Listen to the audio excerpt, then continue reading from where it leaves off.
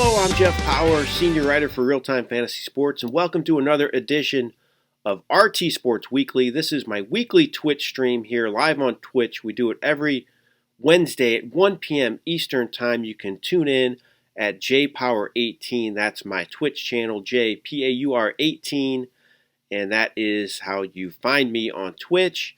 Also, I will tape this live Twitch stream as well and post it on our YouTube channel. You can see that also. I'll post it to the site if you are unable to view it live, but hopefully you're here live and watching right now RTSports Weekly. I love doing this show. This is everything that has to do with real-time fantasy sports. I give you some news and notes from us on our site, what's going on with us, maybe some issues going on with support that we want to talk about and help clear up, or just some reminders, some things to show you on our site as well, features that you might not be aware of.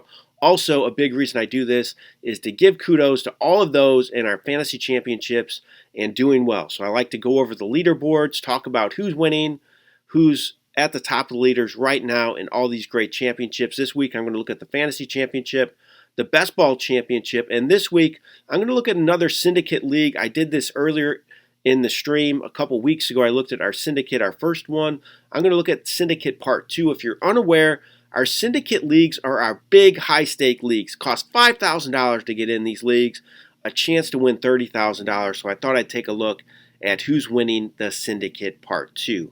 Let's get into some news and notes right now. That's the first thing I want to do. First of all, congratulations to the Atlanta Braves who won the World Series last night. That's good news for all you fantasy owners out there, because that means our leagues for 2022 are about to open. We will not do anything tomorrow, Thursday, but on Friday, you can start drafting fantasy baseball on our site on Friday. I want to show everybody what we have to offer here at RealTime Fantasy Sports. Let me pull up this browser for you so you can see all the different options you have. We have our Best Ball Championship, our RealTime Fantasy Sports Championship, both those $10,000 to the winner. We have different formats as well, big league, triple play. We do head-to-head. We do roto scoring. You name it, we offer it. Different price points too. You can play from $30 to $100 in big league. Triple play, $20 to $1,000. We have these Grand Slam leagues too, which is head-to-head points leagues. Dime Best Ball, which is just $10. Very quick drafts. No league management, no roster management, I should say. That's what Dime Best Ball is. And we have more different chances down here. Best Ball Draft Masters from $20 to $100. Again, a little different format for those used to doing those standard leagues where you just do your weekly management. I know it's kind of taxing to do fantasy baseball all season long. A lot of moves you have to make in season. If you don't want to make those moves, just sign up for our Best Ball leagues, high-stake leagues. We have dynasty leagues too, so you can get in multi-year leagues on our site as well. Different price points for everything on there. So you can start drafting this coming Friday. So that's when we open up everything for everybody to start for the new year, is for 2022. I know it's not 2022 yet, but you can start drafting on our site Friday for baseball, fantasy baseball. So I wanted to make sure everybody was aware of that. Also wanted to make sure you're aware too. I know it's really early to start thinking about it, but our fantasy playoff football leagues are now open. You can sign up for those. I want to show you what we offer on there as well, so you can see what we do. These leagues are a lot of fun, so you don't have to stop playing fantasy football because the regular season is over with. We do playoff leagues too, and we have all different options as well. You can see this overtime league we have. This is a live draft. You can select your time, different price points here, $20 to $500. We have a playoff challenge too. So this is a big contest we do as well. Different levels of competition. And our big postseason shootout, that's our big one. $50,000 grand prize. It's a great contest. A lot of fun to play in. Definitely some strategy here, because you can only pick the player. You can pick anybody, but you can only use them once throughout the playoffs. These rules are a little different. You can pick any players you want, but they're limited to 2 players per team, I should say. This isn't the one where you pick a different team each week. You pick your roster before it starts, but you can only pick 2 from each team. So there's definitely some strategy here. It goes from Wild Card Weekend to the Super Bowl. Live scoring has this awesome leaderboard as well. $50,000 is the grand prize for the postseason shootout, $125 to enter, 3 entries for $350. So a lot of different playoff formats that we have on our site. We also have commissioner service for playoff as well. I know a lot of you like to do these playoff leagues with your league mates from the year as well, so you can keep doing that on our site. We have a playoff commissioner format too. So I wanted to point that out, let everybody know that our playoff stuff is open for you to sign up for also on our site. So you can do that. Just go to rtsports.com. At the top of the page, you can click on any of these leagues. If you look at the baseball one, you can click on that and get into that link that I showed you. You want to get in the football one, click on the football money leagues at the top of the page as well. So let's talk about a few things going on at RealTime Fantasy Sports for all of you in those football leagues. So we wanted to point out, make sure you're aware that once your fab money is spent for the year, it's gone. So please be aware of that. I know a lot of people are going to be making big bids this week because of more injuries that happened. Derrick Henry's out for the year.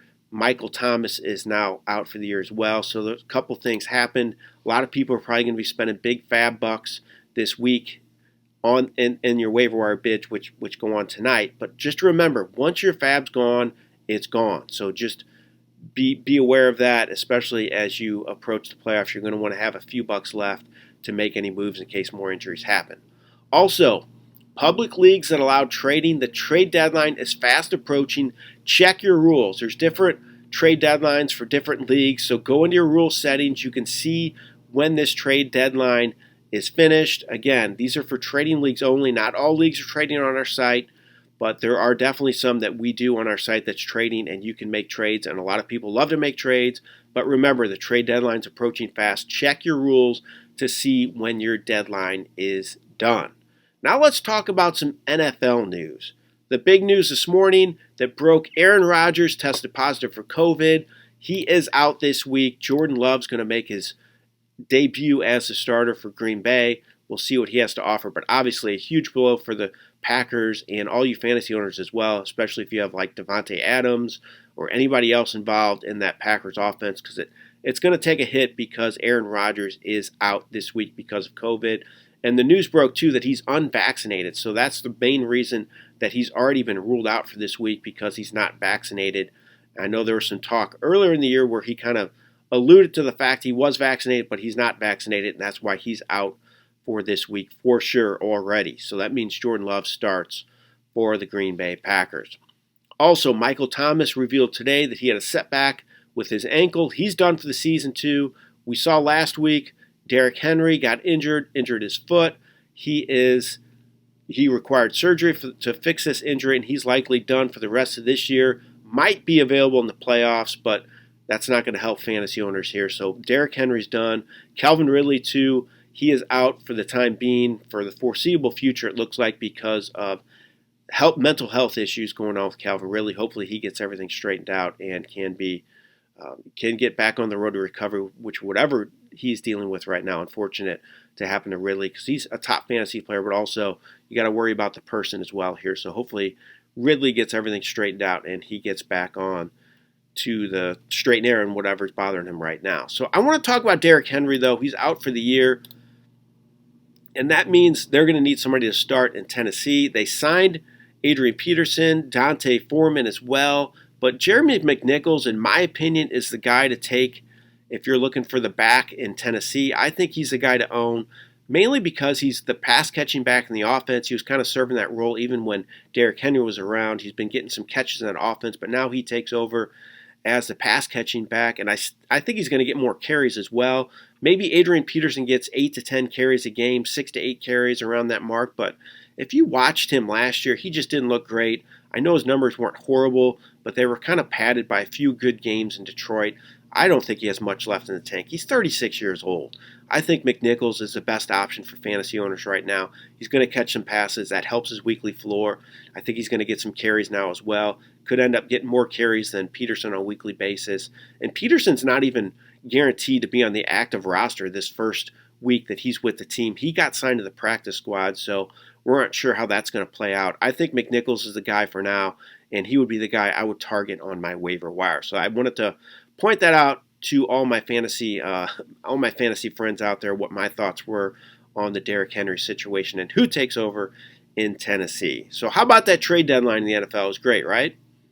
No, it was terrible. Once again, is there a worse trade deadline in the NFL than the NFL? Wow, it is just awful. Every year you get excited, you think things might happen, but just never comes to fruition. There was a couple trades, but nothing really that's going to impact fantasy teams too much.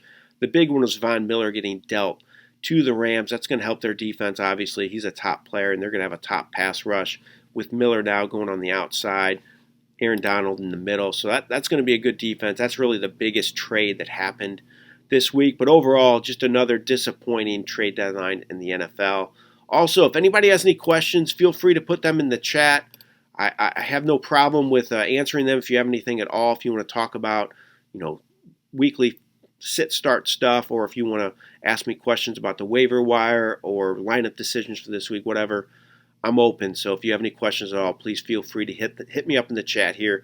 Also, you can do it on Twitter. I do a weekly Twitter chat on Thursdays at this same time at 1 p.m. Eastern. It's at Jeff Paur, P-A-U-R. That's how you spell my last name. But I do that Twitter chat every week. Also, email me at jeff@rtsports.com. One thing I wanted to talk about, a feature on our site. I'm not sure if everybody's aware. I get a lot of questions about start-sit stuff. And if I don't get to them, I normally do. But you can always check out my weekly rankings. So I have a weekly rankings page. It's on our site. I wanted to show that to everybody here real quick. So this is the weekly rankings page. You can see they're up now. I don't think it's displaying quite right, though, unfortunately. As I look at this, it's kind of screwed up here. But you can see there's a weekly rankings page. It's kind of jumbled up, unfortunately, but I rank everything on here on my page. And I have a formula that I use, so it's not just I'm not just throwing these rankings out willy-nilly. I have a formula that I use that takes into account overall production for the season, production the last few weeks, and also the matchup. So I kind of take a look at everything and I throw those numbers in a spreadsheet, and it shoots out a formula for me that comes out with my weekly rankings, but then I move them around a little bit because obviously I can't just go with what this spreadsheet says, but there's definitely a rhyme and reason to what I'm thinking here with these weekly rankings. You can get to those rankings. It's underneath all my stories in the middle of the page on our site, so you can see the middle of our page with my stories in there, and the video at the bottom it'll say week 9 rankings. So if you want to get to any of those rankings, you can see them on there. And I'm happy to answer any questions though if you have them. If you want to send me start and sit stuff, easy for me to say, and not look at my rankings, I'm good with that too. So feel free to do that on Twitter and here as well, or on my email account at jeff@rtsports.com. Okay, let's talk about these fantasy championships now. First one's a fantasy championship. We had some movement. We have a new leader right now. Let me bring that page up. It's a new leader, and shoot, I clicked on the wrong thing. Let me get it up here. Fantasy championship, the big one on our site. Very exciting stuff. We have a new leader at the moment, and it is the Richard Cranium team. He now leads the fantasy championship.